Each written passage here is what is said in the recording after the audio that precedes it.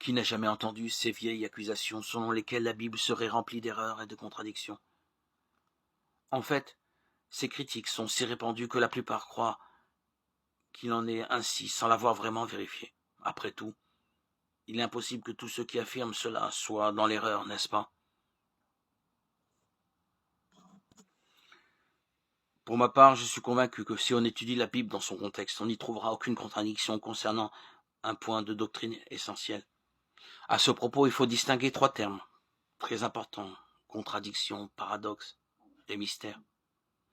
Il s'agit d'une contradiction lorsque A et son contraire sont simultanément déclarés comme justes. Si par exemple la Bible prétendait d'un côté que Jésus est le Fils de Dieu et d'un autre côté qu'il ne l'est pas, alors cela serait une contradiction légitime. Par contre, lorsqu'elle nous dit d'une part qu'il est le Fils de Dieu et d'autre part qu'un des faux prophètes a prétendu de lui qu'il n'était pas le Fils de Dieu, ce n'est pas une contradiction. Cela souligne plutôt le fait qu'il n'est pas bon de croire les faux prophètes.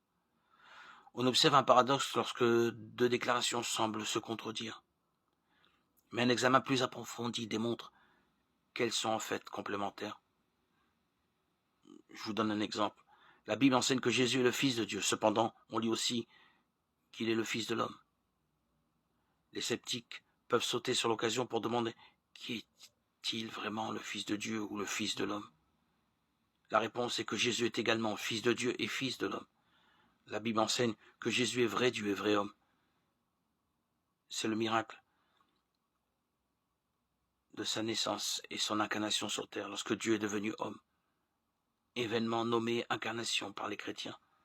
Lorsque Jésus utilisait l'expression Fils de l'homme, il se référait à un titre donné au Messie dans l'Ancien Testament. Je vous invite à voir le chapitre 7 de Daniel, le verset 13.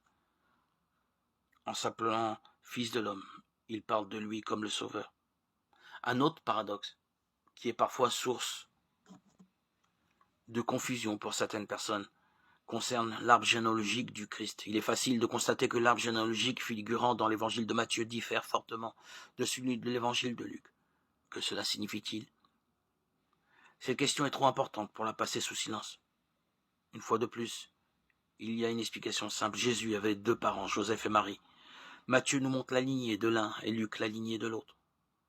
Nous pouvons savoir de quels parents il s'agit en regardant les thèmes de chaque évangile. Matthieu décrit Jésus en tant que roi des Juifs. Il remonte aux origines de Jésus par la lignée de Joseph, son père terrestre, qu'il avait légalement reconnu. Marc nous présente Jésus comme le serviteur du Seigneur. Marc ne fait aucune référence aux circonstances de sa naissance. Luc, un médecin, nous montre Jésus en tant qu'homme. Il donne beaucoup d'informations sur sa naissance au travers des yeux de sa mère, Marie. On peut en déduire qu'il décrit l'arbre généalogique de Marie. Jean nous présente Jésus dans sa divinité en tant que Fils de Dieu. Ces informations sur la naissance de Jésus commencent dans l'éternité passée. Au commencement, la parole existait déjà. La parole était avec Dieu, la parole était Dieu. Il continue: et la parole s'est faite homme. Elle a habité parmi nous, pleine de grâce et de vérité. Nous avons contemplé sa gloire, une gloire comme celle du Fils unique venu du Père. Jean 1:1 et 1:14. Il nous reste à comprendre ce que l'on entend par mystère. Un mystère est quelque chose de vrai, mais que nous ne pouvons pas comprendre avec notre capacité de compréhension humaine limitée.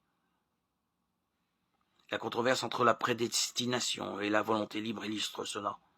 En d'autres termes, est-ce Dieu qui prédétermine notre futur, ou chacun de nous décide-t-il de son propre chemin?